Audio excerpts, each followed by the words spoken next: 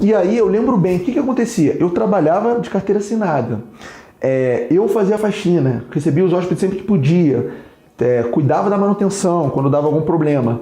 As reservas, o valor que eu recebia pelas reservas praticamente ficava no 0 a 0. Quando conseguia alguma coisa era pouca. E aquilo começou a mexer comigo. E aí eu lembro que chegou um período, né, alguns meses, eu fiquei pensando, eu tinha realmente dúvidas sobre o potencial desse negócio. Será que realmente vale a pena? Será que o investimento de tempo, o investimento de atenção, o foco que está tirando da minha renda principal, da minha ocupação principal, melhor dizendo, na consultoria, compensava tudo isso que eu estava fazendo? Compensava eu fazer a faxina para uma coisa que eu não via futuro, que eu não via onde poderia chegar, no que ia dar? Eu comecei a duvidar muito, né? E aí, aquilo passava pela minha cabeça porque eu tinha criado uma expectativa, eu queria uma renda extra. Eu não me importava de lavar o vaso, de fazer a faxina, mas eu queria uma renda extra. Eu queria alguma coisa além e não só pagar as contas. Eu não estava conseguindo o resultado que eu queria, que eu almejava, que eu imaginava que eu ia conseguir, pelo menos naquele tempo. E aí aquilo começou a me incomodar. Eu tinha dificuldade eu não sabia mais o que eu poderia fazer. Eu já tinha criado anúncios, e eu fazia modificações no anúncio, e eu trocava fotos, e eu olhava acomodações parecidas com as minhas. Inclusive, deixa eu passar aqui para a gente continuar. Eu entendi naquele momento que eu tinha dificuldade em alguns momentos específicos, tá? Que, na minha visão, na minha opinião, era o que estava me segurando, que eu não conseguia ir além. E aquilo começou a me incomodar muito. Eu tinha dificuldade em precificar a diária. Para mim era claro que eu não sabia precificar, porque eu ficava inseguro quando eu dava desconto, porque eu não tinha critério. Eu ficava inseguro quando eu recebia uma reserva com aquela sensação que eu poderia ter cobrado mais. Eu nunca estava satisfeito com o valor da diária que eu cobrava. Nem quando eu recebia a reserva, por mais que eu estivesse recebendo, ganhando por aquilo, e muito menos quando eu estava com um calendário ocioso, porque a sensação que dava é que eu não estava cobrando o valor certo. Então aquilo me dava uma insegurança, me deixava muito desacreditado daquilo que eu estava fazendo. E além disso, outra dificuldade minha, eu não sabia criar um anúncio persuasivo, um anúncio com potencial de converter reservas, um anúncio que as pessoas batessem o olho e reservassem, um anúncio que convencia. Eu olhava para o anúncio e eu falava, eu pensava, eu sentia, está faltando alguma coisa, eu sei que eu não estou fazendo algo. E aquilo me consumia, claramente era uma coisa que me consumia, e depois eu fui enxergar aquilo com mais clareza o que estava acontecendo. Por fim, aquilo, de uma forma, a conclusão era que eu não estava conseguindo reservas vantajosas. Só que, o que é reserva vantajosa, Henrique? Reserva vantajosa é reserva que a gente consegue faturar, que é vantajosa financeiramente.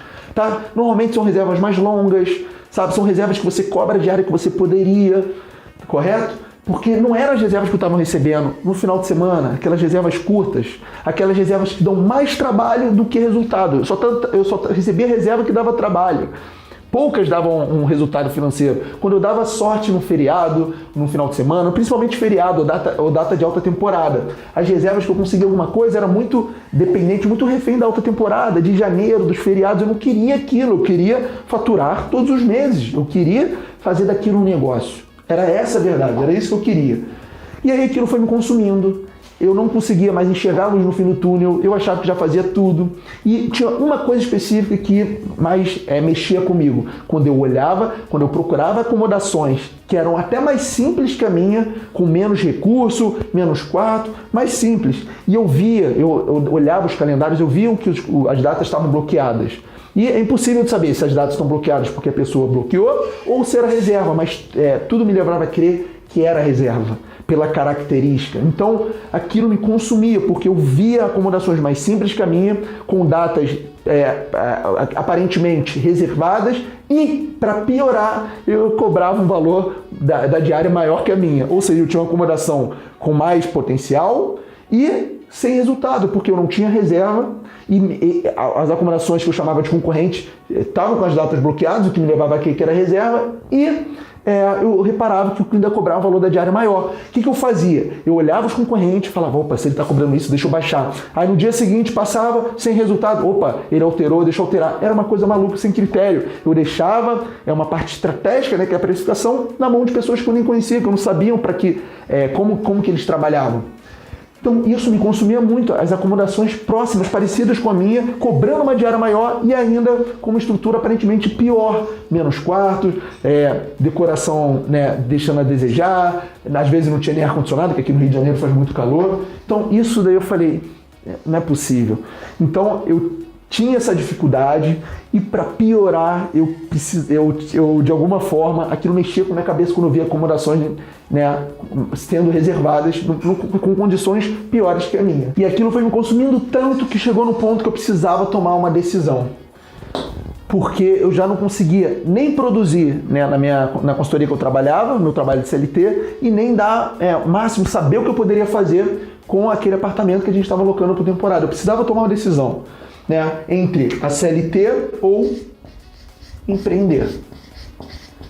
Porque a grande verdade é que eu estava pensando em desistir. Eu precisava abrir mão de alguma coisa porque eu não estava fazendo nada direito. E aí, por acaso do destino, acreditem uns ou não, em destino, o que aconteceu foi, coincidência ou não, a empresa que eu trabalhava, a Accenture, me mandou para os Estados Unidos, né, a trabalho. E aí era uma convenção que pessoas que trabalhavam na Accenture do mundo inteiro se encontravam. E aí tinha dinâmicas de grupo, era 5 dias, e formavam grupos, certo? Para fazer a dinâmica. E aí nessa dinâmica eu conheci uma pessoa que era do meu grupo, chamava Dimitro. E essa pessoa, aqui ó, rapidão, fui para os Estados Unidos, e eu conheci essa pessoa. Com esse nome esquisitão aqui, porque ele era americano. E o que aconteceu foi, essa pessoa, coincidência demais, trabalhava também com aluguel de temporada, igual eu, só que nos Estados Unidos. A diferença dele para mim é que ele já tinha mais acomodações e já tinha resultado. Ele já estava consolidado, ele conseguia mais resultado do que o aluguel convencional. E aí, a gente, né, conversando, eu expliquei para ele, no início a gente ficou meio assim, porque os dois trabalhavam na Accenture, mas chegou num ponto que a gente começou a conversar sobre isso. A gente descobriu que o outro também trabalhava. E eu contei para ele, eu falei, Dimitri, eu estou prestes a largar isso e focar na Accenture. Aí ele me perguntou por quê e eu expliquei tudo para ele. Eu falei, é isso que está acontecendo, eu tenho dificuldade com precificação, eu não consigo reservas assim, eu só faço isso. Foi aí que o Dimitri, ele falou, olha só, eu vou resolver o seu problema. E eu duvidei, porque ele falou, o que você tem que fazer é isso. Ele começou a me explicar e eu pensei, o Dimitri está achando que o que funciona aqui nos Estados Unidos também funciona no Brasil. Pobre Dimitri, ele não tem ideia do que é o Brasil. E aí eu precisei prometer para ele que antes de desistir eu ia testar o que ele me ensinou, aquilo que ele me explicou. E aí não deu outra, tá? Aqui ó, experiência em um mercado mais maduro. O Dimitri estava nos Estados Unidos. Por isso que eu não acreditei que o que funcionava lá ia funcionar aqui. Eu pensei, lá vem ele achando que mais um americano achando que as coisas de lá funcionam no Brasil, como eu te falei. E aí é o seguinte, eu falei para ele, eu prometi para ele que antes de desistir, como eu te falei, eu ia testar tudo. Então, naquele momento, ele virou um mentor para mim, tá? Ele falou, Henrique, eu vou te falar tudo o que eu sei, eu vou te dar senha, né, ele tinha comprado um curso, até em inglês na época. Esse curso aqui foi a base para precificar de mercado, como funciona o ramo de hospedagem, e eu vou te ensinar tudo o que eu sei. Você me promete que antes de desistir, você vai fazer isso, tá? Se você fizer isso e não tiver resultado, aí beleza, você foca na Accenture, você toca a sua vida, porque ele via no meu olhar a vontade que eu tinha de empreender, mas ele via que naquele momento eu não tinha as informações, eu não tinha, né, os recursos necessários para fazer a coisa acontecer, afinal de contas, é um negócio. Eu não sabia naquela época que eu tinha um negócio. Eu achava que era uma coisa ali que eu ia ver no que ia dar. Não. Eu administrava uma acomodação por temporada. E aquilo requeria tempo, conhecimento, investimento mais em conhecimento do que financeiro em si. E aí ele me ensinou em quais plataformas anunciar, como precificar, como conseguir reservas mais vantajosas, reservas mais longas.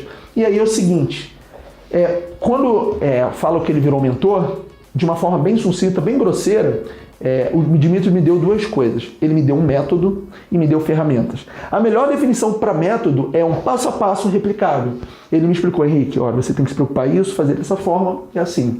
E as ferramentas, ele me explicou quais ferramentas tinha. De uma forma geral, são 4. As primeiras são as OTAs, que são as plataformas como Booker, Airbnb.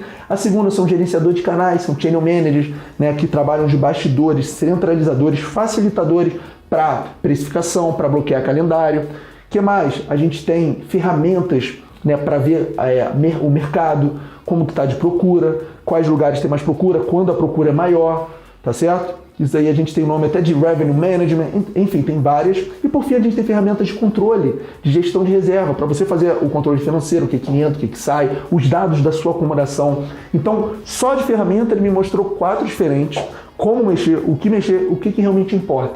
E a metodologia é um passo a passo replicável. E foi a partir da metodologia que o Dimitri me ensinou que eu fui, óbvio, com o tempo, sofisticando, melhorando, trazendo para algumas particularidades aqui do nosso país, que eu cheguei na metodologia Mi Casa Su Casa.